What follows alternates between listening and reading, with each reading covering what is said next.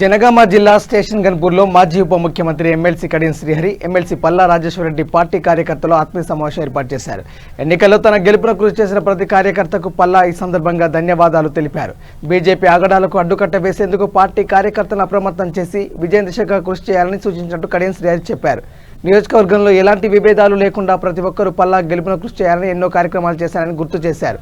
Party శ్రేయస్సుతో పాటు నియోజకవర్గ ప్రజల సమస్యల పరిష్కారానికి పల్లా కృషి చేస్తాడని విశ్వాసం వ్యక్తం చేశారు. మల్కాపూర్ రిజర్వాయరు, డిగ్రీ కళాశాల, లెదర్ పార్క్ తదితర సమస్యల పెండింగ్లో ఉన్నాయన్నారు. ఉద్యమకారులు పార్టీ కోసం నిబద్ధతతో పనిచేస్తున్న వారికి న్యాయం చేయాలని, పార్టీ పరంగా ప్రతి కార్యకర్తను కాపాడాలని పల్లాను కోరారు. ఈ సమావేశంలో పలు మండలాల సర్పంచులు, ఎంపీటీసీలు, సొసైటీ చైర్మన్లు, ముఖ్య నాయకులు, పార్టీ కార్యకర్తలు పాల్గొన్నారు. నేనే మీ ఇంటి దగ్గర అందరినీ కలుస్తానని చెప్పి మన దగ్గరికి వచ్చి మీ అందరినీ కలుసుకునేయడము చాలా సంతోషంగా ఉన్నది.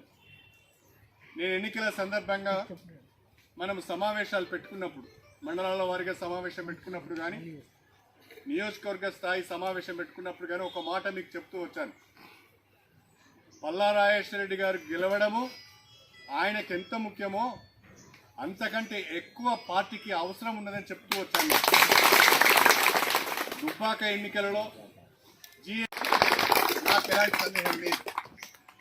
స్టేషన్ గన్పూర్ నియోజకవర్గానికి చెందిన వ్యక్తి కావడం, రేపు రాబోయే రోజులలో ఆ నియోజకవర్గ అభివృద్ధికి, గ్రామాల అభివృద్ధికి సహకరించడము, సూచనలు ఇవ్వడము, సలహాలు ఇవ్వడమే కాకుండా మీరు ఎదుర్కొంటున్న సమస్యలు, ప్రజలు ఎదుర్కొంటున్న సమస్యలను కూడా తప్పకుండా వారు పార్టీ యొక్క శ్రేయస్సు దృష్టిలో పెట్టుకొని పరిష్కరిస్తారనే విశ్వాసం నాకు ఉంది అని చెప్పి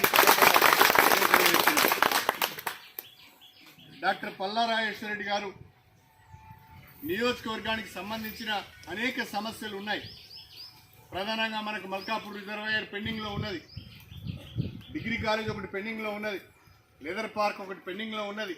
ఇంకా అనేక సమస్యలు పార్టీ పరంగా, నామినేటెడ్ పదవుల్లో కానీ, పార్టీ పదవులలో కానీ తీవ్రమైన అన్యాయానికి గురవుతున్న అసలు సిసలైన ఉద్యమకారులు, పార్టీ కొరకు పనిచేసేటోళ్ళు కూడా చాలామంది ఉన్నారు.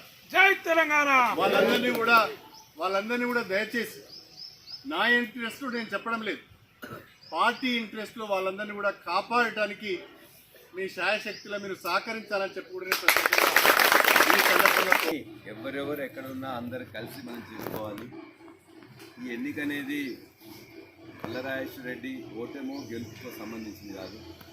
ఒక వ్యక్తి గెలిస్తే ఓడితే పెద్ద వచ్చే నష్టం, లాభం అనేది ఎన్నిక.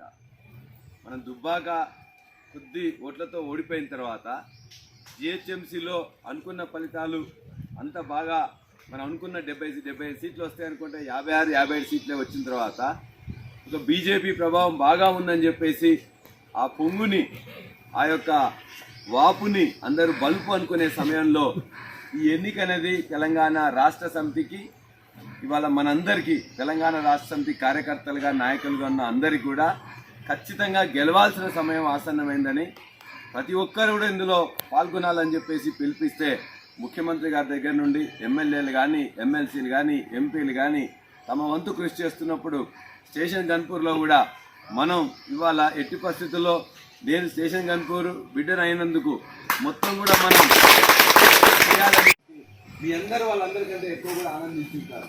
అందులో ఏమాత్రం అనుమానం లేదు. కాబట్టి వాళ్ళ ఆనాడు మీటింగ్ పెట్టి నాకు వచ్చి మద్దతు తెలియజేసిండ్రు, ఆ తర్వాత పనిచేసిండ్రు.